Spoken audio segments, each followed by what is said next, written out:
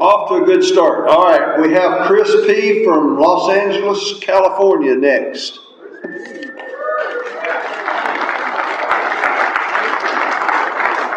All right. Good morning, everyone. My name is Chris, and I'm an alcoholic. I'm also a drug addict, a workaholic, a vape addict. I've recently found out that I'm also an Al-Anon. I'm not very happy about that. But I think more than anything else, I'm just an extremely self-centered human being who suffers from a spiritual disease in nature. I am incredibly grateful to be here tonight, or this morning. I'm not gonna lie, I got a little bit of those butterflies in here. I'm pretty nervous because I just found out about 8 hours ago that I was going to be speaking here to you this morning. You know, I also found out that The Rock is showing me that other defects can pop up as well, and denial has been one of them. Because I walked in here yesterday, and I get in line and go into the registration booth, and I give them my name, they're going through little cards, and they're like, oh, here's Chris, and they have this green little tag, and they're like, oh, this is yours, and I'm like, no. There's another Chris P in there for sure, and they're going back and forth, whispering to each other, very confused, and I'm like, it's someone else named Chris P, and then Chris over here looks at me, and he gives me a wink, and I'm like, why did he just wink at me? And then I walk outside, and one of my buddies from Gainesville comes up, and they're like, your name's on this thing, and I'm like, it's another Chris P. If you're out there, you're supposed to be up here, apparently, and, I go on with my day. I'm having a fantastic rock. And I go to the snack room, which, by the way, whoever did the snacks this year, you've really stepped up your game. I got myself a giant cupcake and was just enjoying it. And then I see I have a text message on my phone from my sponsor by the name of Chad Paris. Some of you might know him here. And the text message said, we need to talk, or to that effect. And I've never gotten a text message where it started off as we need to talk and it being good. And we go up and he said, oh, by the way, you're speaking tomorrow. And, the panic went through me, and and I said, well, why didn't you tell me? And he said, well, I didn't want you rehearsing some giant thing. I wanted you to come up here and speak from the heart to these guys. So that's what I'm going to try to do for you today, and I really want to thank the committee for giving me an opportunity to speak here. We'll see what comes out of my mouth, and if anyone doesn't like it, you can bring it up with my agent, Chad, and take it with him. So I have a lot of gratitude to be here today. It is truly a great honor to speak to all of you. I'm grateful to be alive. This program has saved my life multiple times over the last 8 years. My sobriety date is June 9th of 2015. I think where I'll start is saying, clearly alcohol is part of my story. Drugs are a part of my story, and relapse is a part of my story. Relapse doesn't have to be a part of yours, but it is an important part of mine to hit my bottom. And I think where I would start is I entered the rooms Alcoholics Anonymous when I was around 22 years old. I was in my last semester of college. I was living in Richmond, Virginia. After years of, alcoholic and drug-fueled debauchery, made it into the rooms, got myself a sponsor, and I started working with him. And, I only worked with the sponsor for a few months, and when I first started working with him, he looked at me and he said, Chris, if there's, I don't know if you're going to stay sober. You probably won't stay sober, but if there's one thing that I can do for you, the one job I want to do right now is to really hammer home what it means to be an alcoholic. What does that actually mean? And he spent all of his time just talking about step one with me. He took me to the book where it talks about the difference between the hard drinker and the real alcoholic, and he hit that. And then he talked about it and described it as a 3-part disease. And he told me how it affects the body through the manifestation of an allergy, how it affects the mind through a mental obsession. And then he really hammered home the concept of a spiritual malady. And I really, really appreciate that. And so we tried to work through the steps. I got to a 4th step. I wrote literally 9 names down on a list, and I went to try to go and do a 5th step. It didn't go super well, and then I ghosted his ass after that. And in about 90 days, I was drunk again. And that started off my kind of final run to my bottom. But, if I backtrack real quickly, because I've been thinking a lot about, like, when did my alcoholism start? And I think the furthest I can trace it back is 7-year-old Chris in the first grade, you know. See, I was born to two non-alcoholic parents, though Al-Anons, as I've come to find out, in a loving household. But, I was born with a birthmark on my face. I had a number of surgeries. And so from a very early age, when I was walking in to, my first grade class, I felt different and apart from everyone else around me. There was just this impending feeling of isolation. It felt like a fragment, just disconnected from the world, And, what that does is that deep feeling of disconnection, which I identify with as the spiritual malady, it causes your thoughts to turn inwards very quickly. So I just started thinking about myself from an early age nonstop. And that self-centeredness, which is at the root of my disease, it started there. And I'm constantly thinking to myself, well, do these kids like me? Wait, why is this kid making fun of me? Oh, it's not fair that I have a fucking thing on my face and I am so different from, right? And that is what kicked off in my mind the obsession of the mind. Just started constantly comparing and judging and labeling and disconnecting from the world. Until I was 14 years old, I was a freshman in high school, and it was winter break, and me and one of my best friends, we lived in the suburbs of Northern Virginia, or outside of D.C., and we had our first drink. Mine was a glass 32-ounce bottle of light pink Smirnoff Ice that I chugged to the face, and boy, do I remember that feeling when it came across, I drank it down, and a wash of warmth and wonderfulness just came across me.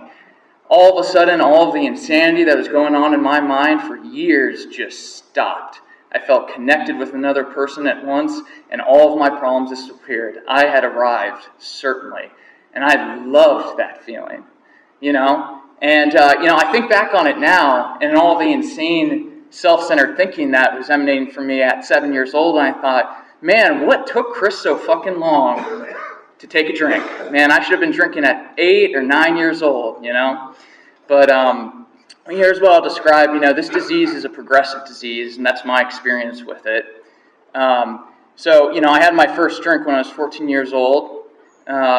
Within 12 months from then, I was snorting OxyContin off the toilet seat of my high school bathroom before first period. See, that same friend that I had that first drink with became my running buddy. And, fortunately, or maybe not fortunately for us, his mom, had a bunch of back surgeries and was on a pain management system for a decade, so she was basically like a walking pharmacy. And so every night when she was already passed out on the bed, we would roll up into the bedroom, and she had this Crescenza, this cabinet thing, and you'd open it up, and as if the light emanating from fucking heaven just came out, and it was like, and it's just filled with every single narcotic you could ever want, and that's how we started, nonstop. 9 months after that, I was licking a fentanyl patch, And I say that to you here today because I should not be alive. I should be dead, And for the grace of God, I'm not, and I'm able to speak with you here. I'm not going to go too much more into my drinking and drugging, but alcohol was a part of, every step of the way, and it continued onwards for several years, all through high school, all through college. Somehow I surprisingly did well in college. I remember when we read through the big book and they talk about Bill's story and how he says that, men of great genius do their best work while intoxicated. Oh, boy, did I relate to that. Well, going and getting to my final bottom, I was 22 years old. I was living in Washington, D.C., and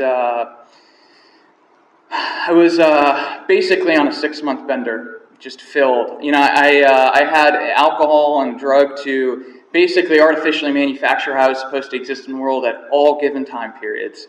And at one faithful evening, one weekend out, I had my last hurrah. And, it started with me deciding that instead of spending a bunch of money at the bars, I would buy a bottle of tequila and start drinking that at my job with a bunch of people because then I wouldn't spend as much money. That ended up being, a 30-shot night and me coming to basically Sunday. And I finally went into work Monday morning. And I had run out of everything, absolutely everything. and I started to have a complete emotional and mental breakdown. Really what was occurring was I was detoxing, and I should have went to a detox facility. But, I cared deeply what people thought of me, and I didn't want to lose my job. So I just told my coworkers I was sick, which clearly I was. And instead of going home, I just started walking the streets of D.C., and this is June 9th.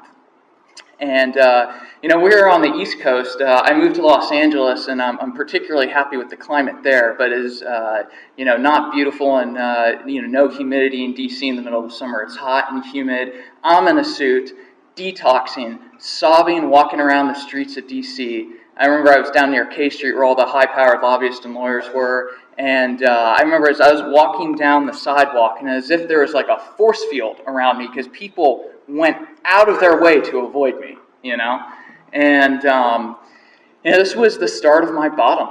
I was in complete despair, total, complete spiritual bankruptcy. I wanted to die. The truth of it is that I really got to the place where I was having to contemplate my own mortality.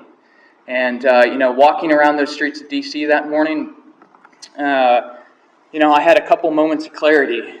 And the first one was, and this is what I consider to be my step one, is this deep surrender to the realization that if I continue to live my life this way, it was a certainty that I was going to die.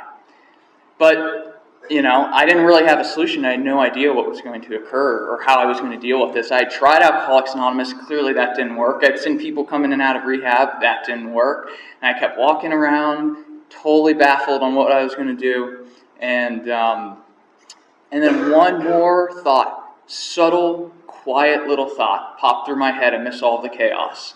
And it was, you never tried Alcoholics Anonymous? 100%. And I did not think Alcoholics Anonymous was going to work for me, and so I made a deal with myself, and I thought, I'm going to go in there, I'm going to do this thing 100%, I'm going to prove that it doesn't work. And by the way, anyone who wants to try to prove Alcoholics Anonymous doesn't work by doing Alcoholics Anonymous 100%, you're going to have a good time and stay sober, all right? Because I'm talking to you now. But so I made a deal with myself, and I thought I was a big fan of the movie Fear and Loathing in Las Vegas with Johnny Depp, and he had this wonderful briefcase filled with alcohol and drugs, and I thought, I'm going to draw all the credit to my name. I'm going to get my briefcase of drugs, and I'm going to go down to Mexico and just go out with a bang, and that was my plan. And I came into the rooms, I'm standing here in front of you today. So I never made it to Mexico, at least with a briefcase. But the steps started as soon as I came in. I got a sponsor pretty immediately. I met him at the DuPont Circle Club in Washington, D.C. And I was broken and I didn't know what to do. And, I'm so incredibly grateful for this program. The selfless sacrifice of other men to spend time with me and walk me through this with no expectation of anything in return. And that first sponsor's name was Josh, and he saved my life, And so we started working the steps. And we started working step one. He took me through the literature. And the truth was there was nothing else for me to do on step one because I hit that surrender walking around in those streets. I had complete conviction that my life was powerless, or I was powerless over alcohol and many other things. And my life was completely, entirely unmanageable. But I was finally able to be self-honest enough to admit that, And so we started working and, we moved on to step two. Which, was a little bit hard for me because I prided myself in being an atheist, but, not a true atheist in the sense of, a complete conviction in the absolute nothingness, which is, quite frankly, now that I think about it, kind of a strange proposition. We're all sitting here, we're experiencing reality all right now. Ironically, I think takes quite a leap of faith to have the conviction that all of this emanated from nothing, but I'm not going to try to digress too much on that, but I was the atheist of the type of rejection of a formal organized religion because I thought myself a man of science and intellectualism, and I could see the hypocrisy and all this and that. And the truth was that he took me through the book, And I couldn't deny, I remember reading in We Agnostics, and Bill has that line about looking up at this night sky and getting that sense of awe and wondering how, where did this all come from, and I related with that. But the truth was, more than anything else, I was so broken and so beaten down, I was willing to try anything. And, my sponsor, he spent time with me, and he told me about his journey. He told me about his alcoholism, how broken he was.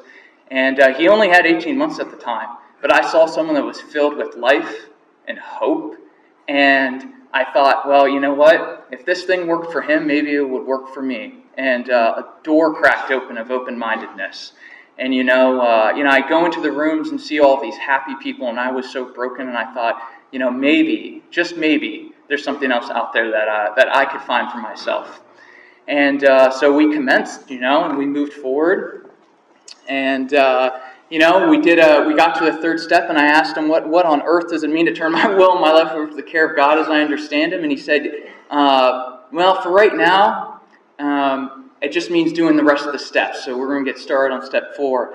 And we commenced. And he wrote, he sat me down, took me through the 4th step, traditionally through the big book, all of the columns, and I started writing. This time I didn't have 7 people. I had 70 or 80 resentments on that 4th step. I had a few dozen fears. I had my sex conduct. And, the 4th step and the 5th step were incredibly impactful for me. I didn't necessarily have like a white light moment by any means, and I felt mainly emotionally raw after telling someone absolutely everything. But, it was the first mark, though, and I'll say this, it takes, the principle behind step 4 is courage, and it takes a lot of courage to write all that stuff down and the integrity to tell it to another person. But if I didn't have the principle behind step 1, which was self-honesty, there would have been nothing written on those pages in the first place. And the truth was, is up until that point in my life, I had never told anyone absolutely everything about me. I was terrified to say, that you would actually know who Chris is, And so that process of telling that to another human being was the step forward that I needed to go through. And I found that I could start to trust another person again. And I found over time that the more people that I, tell the gut-wrenching, honest-to-God truth that I don't want to say, the more of a hold those things that are, eating me alive have on me. And, it's there's the trope, how do you get self-esteem? You do esteemable acts and all. I found that constantly telling the truth to everyone about who I am has created quite a bit of self-esteem over time, And so we finished, we continued going through the steps. I had a list of character defects. I started working on those. I got to 8, made my list, and I went off and made amends. And, it's amazing. The promises did come true. I started to see myself being able to look the eye in the world, and, my life started to get better.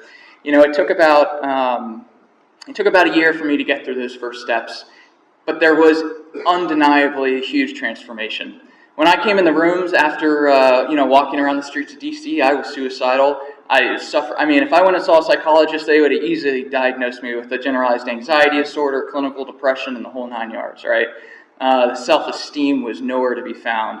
And at the end of a year, it's like an entire state of consciousness transformed, a sense of, I had experienced peace and serenity. I no longer thought about killing myself. I found purpose, And, I waited a whole year, and I didn't make any major changes, and then right at the 1-year mark, I fucking changed everything. I quit my job in D.C., I moved down to Gainesville, Florida, where I met Chad and the Gainesville crew, and I started a business, and, so the journey continues. And right around that time, which was in the fall of 2016, I attended my first rock, and I've been coming since then, I'm so deeply, incredibly grateful for Alcoholics Anonymous. It saved my life, And boy, the adventures we'll have in sobriety. I've gotten to experience a lot of wonderful things.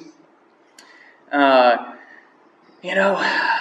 started a business in sobriety. I got to sell that business in sobriety. I've gotten in shape in sobriety. I've gotten fat in sobriety. I've had friends in sobriety. I've seen a lot of deaths in sobriety. I fell in love in sobriety. I found someone about 6 years ago. We got engaged, and then about 5 months ago, abruptly and unexpectedly, I got one of those text messages which said, "We need to talk." And then in the course of a week, our entire relationship deteriorated and we parted ways. And what I'll say is that, man, that was the hardest thing I've been through. Probably the hardest thing I've been through in these 8 years of recovery was going through that. And I really had two options. And it was I could curl up in a ball in a dark room, wallowing in self-pity and victimhood, and just sit in that, which would clearly, I think, led me closer to a drink. Or I could find my way to the Center of Alcoholics Anonymous, and that's what I did. I had just moved out to Los Angeles, California, and I just jumped into the program. I put my hand up, and I completely relied on the rooms and all you people to get through that. And the fellowship of Alcoholics Anonymous carried me through. I was able to get through that breakup with grace and dignity. And I sit here 5 months after that breakup now, like so incredibly grateful that we did not get married. It was a huge blessing in disguise,